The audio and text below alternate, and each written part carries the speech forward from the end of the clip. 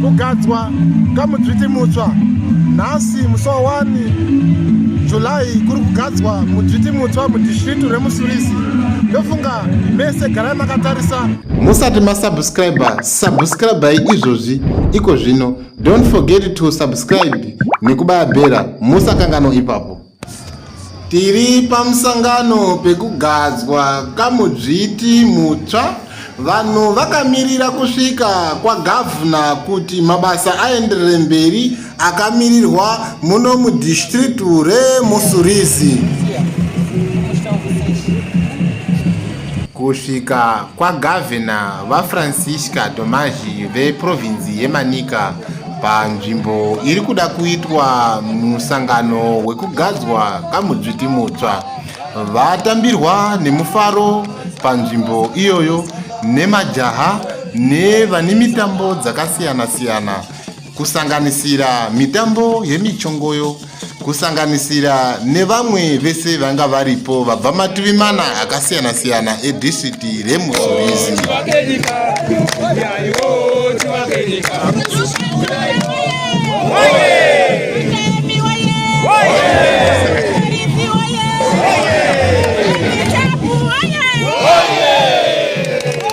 Kubva ipapo vaenda kunzvimbo iri kuda kuitirwa musangano uyu, musangano wekugadzwa kamudzviti mutsva. Panga pane vanhu vakasiyana siyana vanga varipo. Uku ndiko kutanga kwemusangano wekugadzwa kagavana mutsva. Zviri kunzi pakugadzwa kagavana mutsva patanga kuembwa national anthem yeMozambique. Papedza pazodaidzwa uyu aidiwa kuti afambise mabasa ekugadzwa kamudzviti mutsva. Vou proceder à leitura do termo de transmissão de poderes. Ao primeiro dia do mês de julho de 2025, na localidade de Espungabeira 7, posto administrativo de Espungabeira, distrito de Mussurize, província de Manica, onde se achava presente Sua Excelência Francisca Domingos Tomás, governadora da província de Manica, que preside o presente ato solene, são transmitidos poderes inerentes ao cargo de administrador do distrito de Mussurize, do senhor Fernando Samuel para o senhor Abdul Zacarias. Com a anuência de Vossa Excelência, ia convidar o antigo administrador, obrigado, para a assinatura do termo de transmissão de poder. Para Vinícius Argusaina, ndio wanga mtungamiriri wa district lino remusurisi. Convido o administrador nomeado.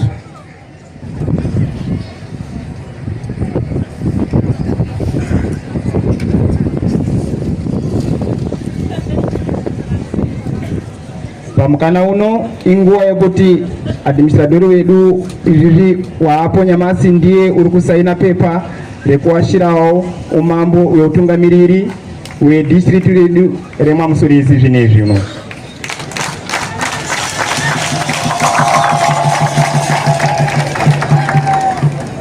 Para proceder à assinatura do termo de transmissão de poder.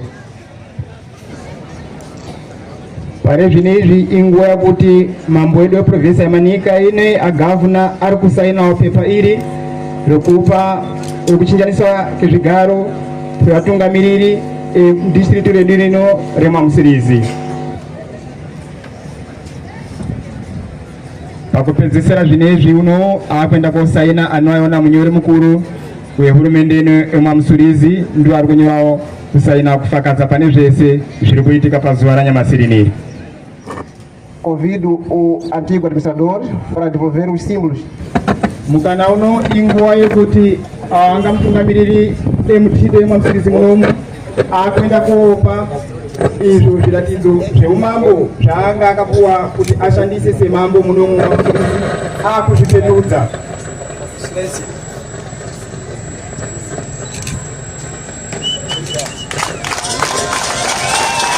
Kupereka bandera renyika yeMozambique apo ari kuperekedzawo umbiro remutemo wenyika yeMozambique decisão. Apo ndio hamera yaishandisa muofisi pane kutonga basa rese raita. Muito obrigado. Eu com elevada honra te convido com excelência para fazer a entrega dos símbolos ao administrador. Pare zvinezvi wamukana kuti patorwa zvikombidzo zveumambo wenyika zvipiwewo kune mutungamiriri waapo pazuva ranyamasi.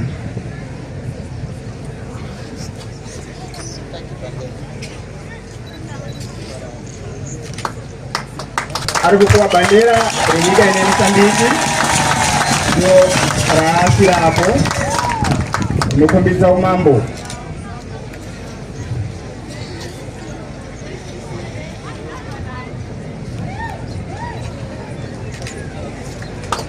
Aasirawo kumbiro remutemo enyika ine Mozambique inova nemutemo yeshe yenyika yakuti akwanise kutonga zvairi. Apo ari kuwashidzwa hamera yaanoshandisa muhofisi ekuti panguva yaanonga aitonga maoko.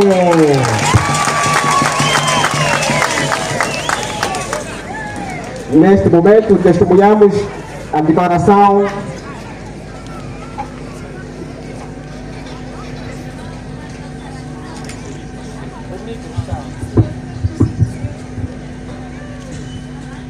Agora estou a declarar a transmissão de poderes do antigo administrador Fernando Samuel para o administrador do distrito de Mussurize, Abdul Zacarias.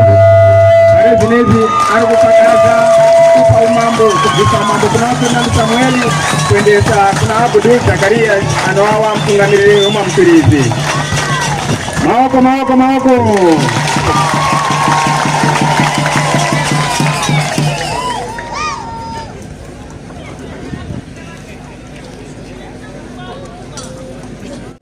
Pare zvinezvi wamukana wekuchinjana kwezvituru sezvo kuti asiya umambo akuenda pandau isina umambo wawo eipawo umambo kune umweni.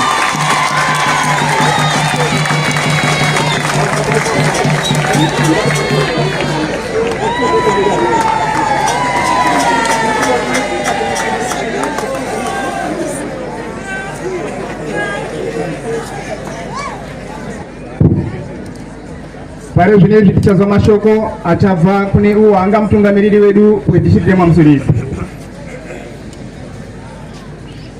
Presidente Chapoye! Está fraco isso, está fraco! Anzi zvakaremba. Presidente Chapoye! Mussurize! Província de Manica! Chureiro! Jakarta! Espungapera!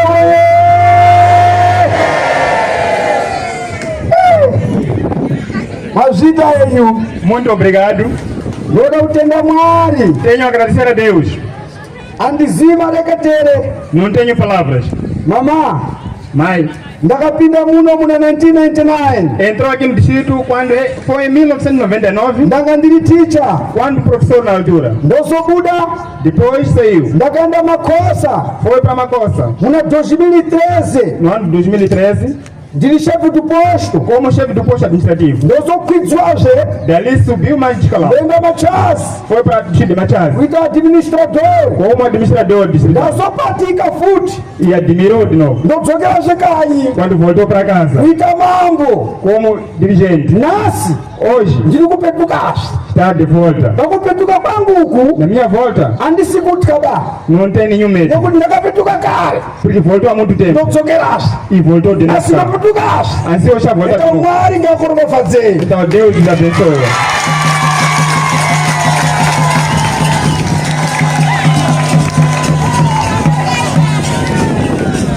Ndinokumbira hama dzangu. Peço para os meus irmãos, kuti nasi takombenzwa administrador mumwenu Hoje estamos sendo mostrados novos administradores kuti nyika yedu ibudirire para o desenvolvimento do nosso distrito. zvinoda kumubatsira Devemos lhe ajudar. ngatibatsirei Vamos lhe ajudar kuti tiite nyika yedu ibudirire. para o nosso distrito desenvolver. iwona woga wakwanisi kuita chiro Ele sozinho nada pode fazer. ziya zvani mwandiitira inini Aquilo que fazíamos para você nasi ndiri kubuda nemujeke e hoje está a sair com uma vitória. iteera iwo baba wedu Abdul Então façamos o mesmo para o nosso pai Abdul. ndapota hangu Para pedir favor.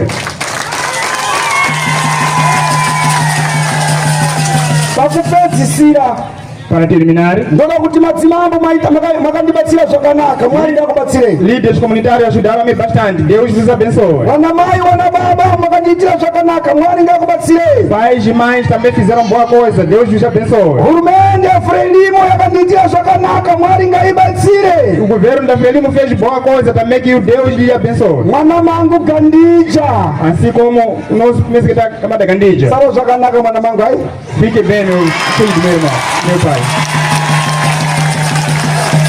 tona pachena panapa kubvira nasi handichiri administradori inini Então está a falar ao público que a partir de hoje já não é administrador. presidente chaboye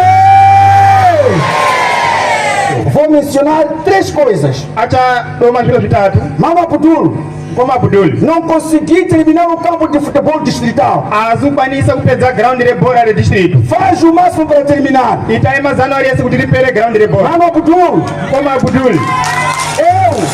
eu não iniciamos a construção do hospital rural em Macuvo. Takatanga chipatara kuaka chipatara chirikwanika ku Makuvu. Esse hospital tem a capacidade de 200 camas. Chipatara ichi chakakura kuti chinokwanisa kupenda mbeda dzinokwanakita 200. É o nosso filho natural que está a construir para entregar o governo. Mwana wedu muno mumbarwa muno urikuaka kuti ape hurumende. Estou a pedir, Tikukumbira. pega com duas mãos Ubatene maoko e mairi. avance para terminar a obra. Moenda mbele kuti mupedzise building iyi. Agora mesmo, Pare zvinezvi. estamos a construir um muro de vegetação na sala de conferência. Urikuaka jiraho pa mato ineziri kwa msangano wehurumende. Não é dinheiro do governo. Haisi mari yehurumende. São os nossos empresários que estão nos ajudar. Mabusinessmen ari kutibatsira. Pega com duas mãos para terminar. Batange maoko mairi kuti E apedze. logo em frente tem parque infantil. Tichienda kuona pasaidi apo pane ndau inotambira vana vadoko. Aí só fizemos muro, ainda não tem nada aí dentro. Panyamasi pane jiraho basi apasati pane zviro mukati. Então pega, avança.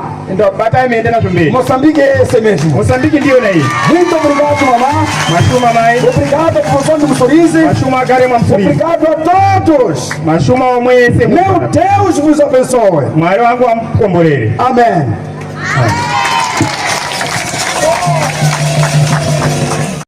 Produção!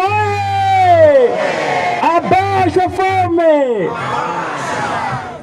Muito obrigado. Anobonga. Antes mesmo de começar, queria agradecer a Deus Kutanga anobonga Mwari. e também queria agradecer a camarada governadora Francisca Nikubonga mtungamiriri wedu weprovinsi wa Kamada Francisca. por ter me confiado essas novas funções. Ngekuwa awatemba pa mabasa matsva aya. Claro que não é uma tarefa fácil, Ichokwadi kuti arisi basa riri nyore. mas ela me garantiu Asi awatemba que a população de Mussurize, kuti wagare kwa Msurizi, os regos, madzimambo, os líderes, watungamiriri, os jovens, majaha, os camponeses, warimi, os combatentes, vari vehondo, os estudantes wana chikora vão me ajudar nesses novos desafios. achawabatsira pa mabasa ari kutanga nyamasi.